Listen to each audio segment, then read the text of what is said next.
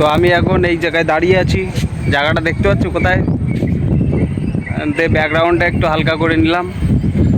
আর ভিডিওগুলো এখন ডাউনের পথে চলছে,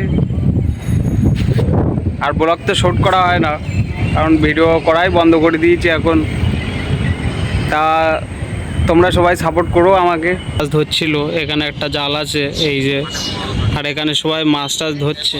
আমাদের এই নদীতে দিনরাত সবাই একটু মাছ টাছ ধরে, কিন্তু আমরা তো পারি না এসব, ওই জন্য একটু ক্যামেরা করতে এলাম। তা ক্যামেরা করতে আসলাম, এই দেখতে পাচ্ছ এটা একটা সরু রাস্তার মতো, তো নিচে তাকাবো কেন বুঝতে পারছে না গাইস। একটু সামনের দিকে গেলাম, দেখতে পাচ্ছ এই ব্রিজটা একটু ভালো হয় ক্যামেরা করার জন্যে।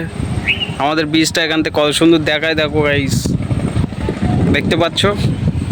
তাই অবধি ফর্মে আসছে, তারপরে আর আসছে না। আর এখান থেকে এই সবাই মাছ টাছ ধরছে, এতেও বারবার বলে দিচ্ছি, কারণ এখান থেকে ভাটাটা দেখতে পাচ্ছ, ওই দেখো ওখানে ভাটা চলছে, মাছ ধরছে সবাই। তো দেখতে পাচ্ছ এখন ভিডিও করতে এলাম আমাদের এই ব্রিজের তলার দিকে, দেখো নদীটা, দেখো মাছ ধরছে এখানে। এই যে আমাদের ব্রিজটা দেখো,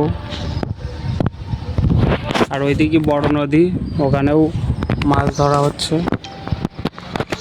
দেখো ব্রিজটা দেখো খালি, এই ব্রিজে আগে কদিন শুটিং হয়েছিল এখান থেকে।